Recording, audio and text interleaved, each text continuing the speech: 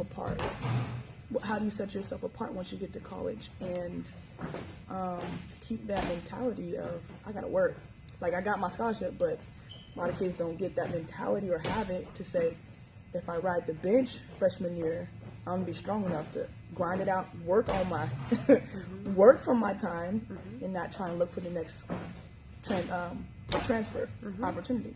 Yeah, absolutely. You know, one thing I talked to Kelsey Plum about a lot when I worked with her, and she was my sister's teammate in college, so getting to hear some of the stuff that even she said to her teammates, and, you know, she would always say she was not one of the highest recruited players in high school. She was a dime a dozen kid. And hearing the stuff that she says about it, when it comes down to it, college basketball is so mental.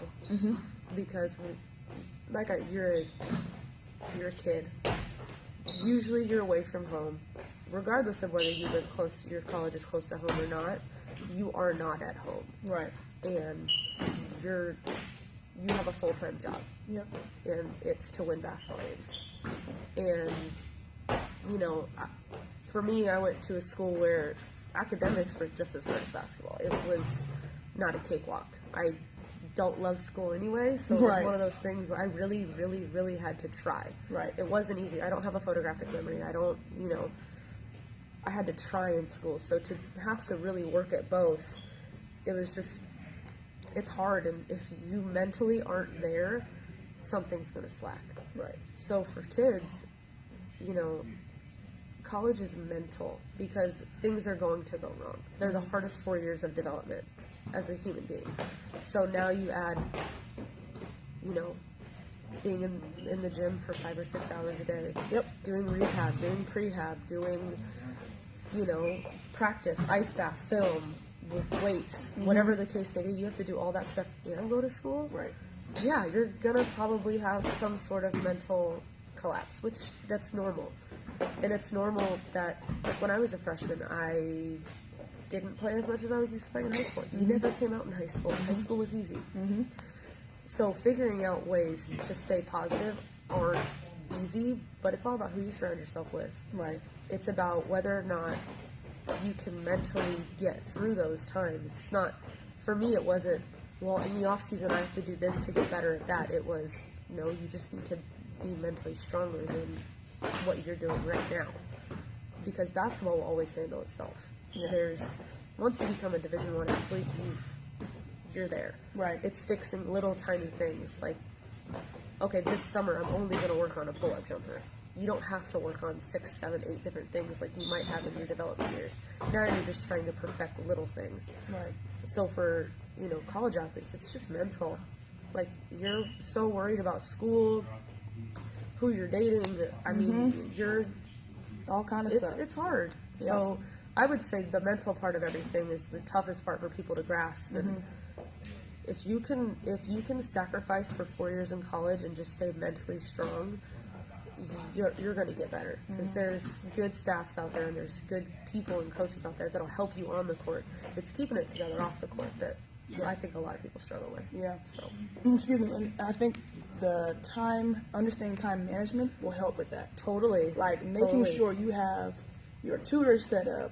If you're going to office hours before class, and communicate that with the coach, and just know, like, every minute, every hour of your day is going to be set up, and you're going to be doing something. And I'm trying to figure out, because I've got top team of our organization, the girls, Texas Elite, and I want to prepare them as much as I can for college, and more so, like you said, the mental aspect of it. So being on the road, having them get up at whatever 8, 9 for breakfast, get out of the bed. Let's go over film every tournament we have. Let's let's have team dinners or whatever. You know, just little stuff like that. Weight sessions here, film sessions, because a lot of kids don't watch film. They watch film with school, but on their own, understanding what they need to do. Watching film and breaking down film are two completely different things. Right. That's like watching basketball and and studying basketball. It's very separate. let's get on two good questions I have for you. One, why don't girl basketball players watch college ball? A lot of them. College ball. Because WNBA. Honestly, because they don't know any WNBA players. They don't know who. Sue Bird's one of my favorite players of all time. I love Sue Bird. Incredible. You ask a high school freshman who Sue Bird is. No, have no clue. No idea. They barely have no clue who the rookies are. Maya Moore, I don't know. What? They know who Skylar Diggins is because she does more than basketball. Right. I think it's hard for high school kids to relate to that. Okay. College basketball, I just think it's different now. Kids don't want to just be basketball players. They don't want to. They want to go do stuff. They want to have fun. They, and maybe it was like this when we were playing. I don't know, but we're also a different breed. McDonald's Americans are just different. Yeah. Because we don't know any different. I played other sports in high school, but I wasn't always going to volleyball games, going to football games. I was working out. That's what I love doing. What other sports did you play? Soccer, and I played softball for a year. Cool. Just a 3-letter. Yeah, but it's just different, I coach a high school team, my old high school team actually. I help. My mom's the head coach, and cool. We'll have a team dinner, and we'll have a college basketball game on in the background, and they will pay it in mind. Oh yeah, they're not paying attention to it. No, they don't even look at the screen once. If it's not on their, we'll have games going too. If it's not on their phones, or it's not on social media, and I think that has a lot to do with it. We have to get through them. We didn't have them through. Yeah, we didn't have anything else to do. Video or something. The TV was social media back. I mean, that was media for us. So that's how we got our information. Now it's right here. I don't have to sit down and watch the news to know what's going on politically or anything. It's on my phone. Right. So I think kids just don't need to do that anymore. They feel like, why do I need to sit down and watch a basketball game? I have it right here. I know what the score was. I know who did what. I don't need to watch it. Yeah, and depending on if they have trainers, right? Depending on their trainer to teach them everything. Oh yeah. Or coach to teach them everything. Oh, so many kids are good at drills. I'm sure McDonald's All-American. You were like me. VHS was it VHS in middle school days? Yeah. Sitting in the living room, recording the move, back and forth, rewind, trying to do it in the living room. I have all of the street ball VHS and DVDs. I have all of those mixtapes. Yeah, I still have them somewhere. It's a different breed, man. It's different. Yeah, you had to ask to have those. There wasn't YouTube and like all this other stuff that there is now. And I even try to get my kids to watch YouTube. Just go home tonight and YouTube Chris Paul and just tell me 3 things that he does well. And Chris Paul, and I'm like, if you don't know who Chris Paul is, you have a problem. So it's just different. You have to learning. It's easier because they do have instant access to it, but it's harder because they can access so much other stuff. It's just different. I loved sitting home and trying to do moves that Hot Sauce was like. They don't know who those guys are. They don't. They don't have that anymore. So it's just different. I think.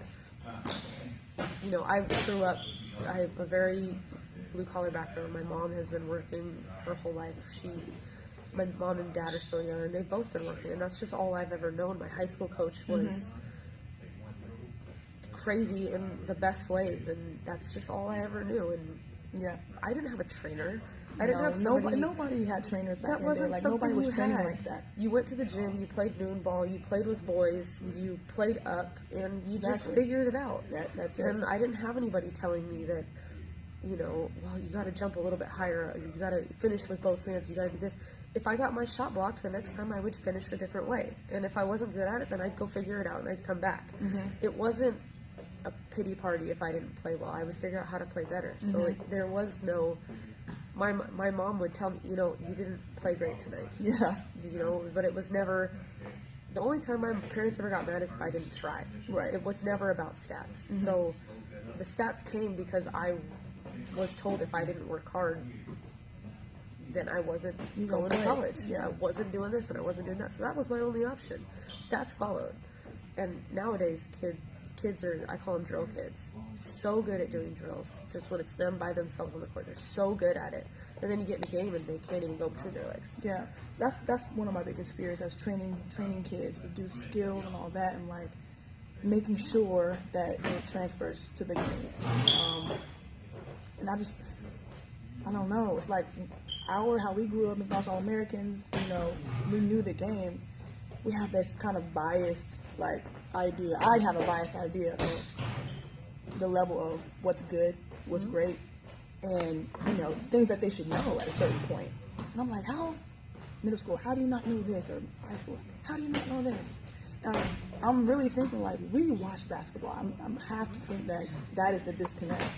I think that's part of the disconnect. I think there are a lot of trainers who just train, I call it what's sexy.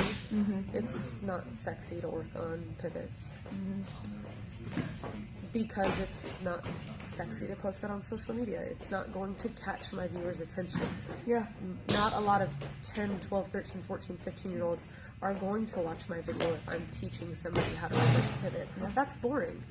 And so, fundamentally, exactly, and fundamentally, we did pivot drills in high school all 4 years, every single day, and I hated it. But now I can pivot and I'm never nervous. We did stationary ball handling, we did jump shot footwork, we did all that stuff until I was great at it, until it was just second nature.